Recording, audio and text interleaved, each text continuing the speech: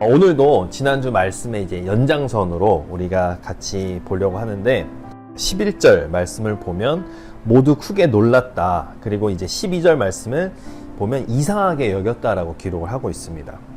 그 모여있던 사람들이 베드로의 모습을 보면서 기이하게 여겼다, 이상하게 여겼다, 어떻게 저런 일이 일어날 수 있을까 하는 모습을 이야기를 했고, 베드로의 설교가 그것에 대한 이야기로서 시작이 됐다라는 겁니다. 왜 당신들은 나를 기이하게 봅니까? 하면서 이제 설교가 쭉 이제 시작을 하는 거죠. 저는 오늘 우리가 좀 깊이 있게 바라봤으면 하는 구절이 사실 17절에 있어요. 그 당시에 모였던 수많은 사람들이 예수를 십자가에 달리게 했다라는 내용인 거죠. 근데 왜 그런 행동을 했냐? 베드로는 그것을 두 글자로 이야기를 하고 있어요. 바로 무지했기 때문에 너희가 그런 행동을 한 거다. 반대로 나는 알고 있다 라고 표현을 하고 있다는 겁니다. 예수를 죽인 자, 그리고 예수를 따라 살아가는 자의 차이점은 뭐냐? 알고 있느냐, 알고 있지 못하느냐, 그 차이라는 거죠. 그러면 어떻게 그 아는 것이 가능하냐? 그게 바로 성령이라는 겁니다. 성령을 통해서 알게 되고, 성령이 함께 하지 않으면 알지 못하는 것이 바로 오늘 말씀의 핵심이라는 거죠. 말씀 한 군데 찾아보겠습니다. 누가복음 4장 1절에서 13절입니다. 자, 우리가 이 말씀을 왜 읽었냐면 예수님께서 시험을 받으시는 장면은 이 마태, 마가, 누가에 어디에 기록되어 있냐? 바로 예수님께서 세례 요한에게 세례를 받으신 이후에 등장하는 말씀이 이 말씀이에요. 성령의 임재, 성령의 경험 이후에 첫 사건을 다 예수님이 시험을 받으신 사건으로 그리고 있다는 거죠. 저는 항상 의문이었던 게 1절에 나와 있는 대로 성령에 이끌려서 사탄에게 시험을 받았다는 게 항상 의문 중에 하나였어요.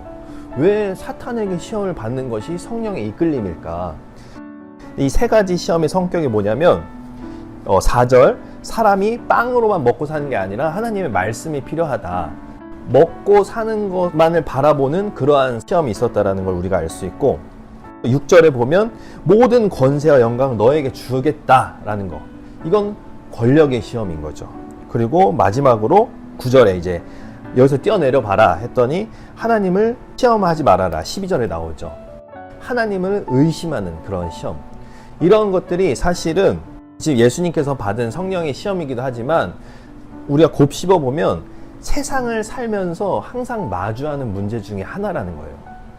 먹고 사는 것에 대한 염려하는 거, 그리고 어떻게 하면 높아질까, 어떻게 하면 권력을 가질까 하는 거, 그리고 하나님이 자꾸 의심되는 문제, 이런 것들이 사실 이때만의 문제가 아니라 예수님은 항상 겪어왔고 세상의 모든 사람들이 이건 당연히 다 겪는 일이라는 거죠.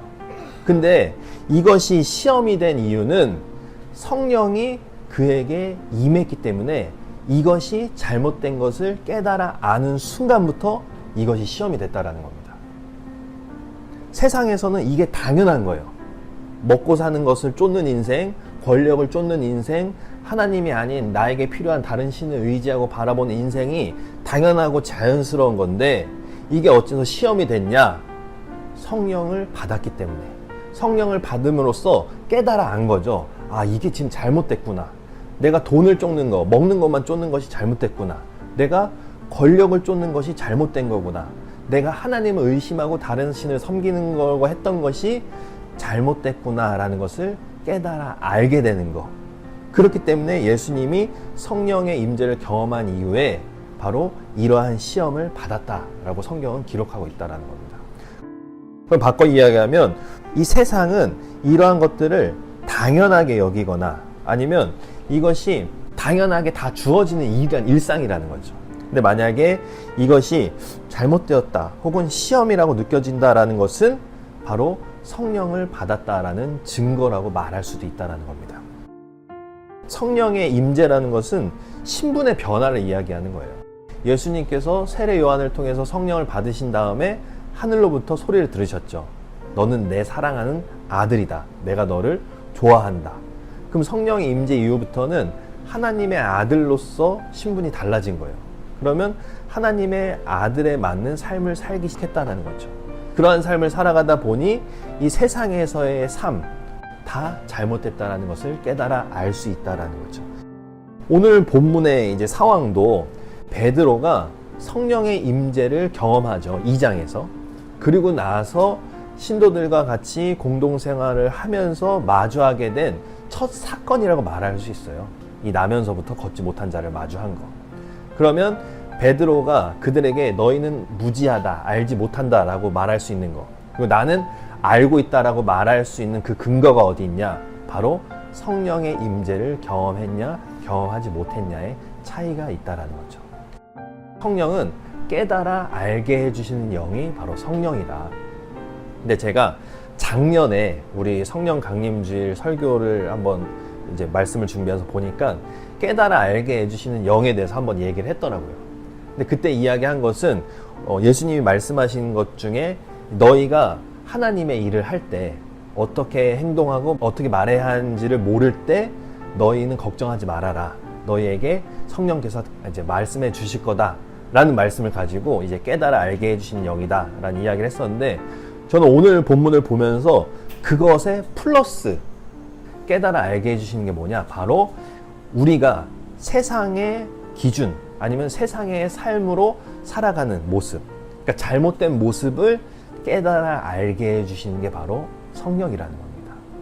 우리가 뭘 말해야 할지도 알려주시는 분이 성령이기도 하지만 우리가 잘못된 모습으로 말씀에 벗어난 모습으로 아니면 세상의 것을 쫓는 모습으로 살아갈 때 그것이 잘못됐다라고 알려주시는 것이 바로 성령이라는 거예요.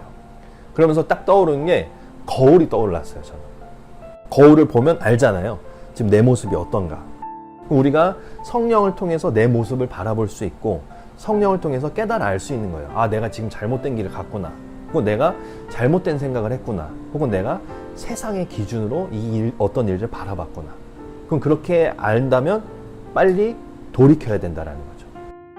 우리의 삶 속에서 이 성령을 통해서 깨달아 아는 모습이 필요한데 내가 성령과 함께하지 않는 삶을 살고 있다는 판단이 들었을 때는 얼른 그 모습을 회개하고 돌이켜야 된다는 겁니다. 그렇게 했을 때 우리가 하나님의 말씀대로 또 하나님의 주신 마음으로서 살아갈 수 있고 그러한 삶을 살 때 바로 성령과 함께하는 삶을 살아갈 수 있다.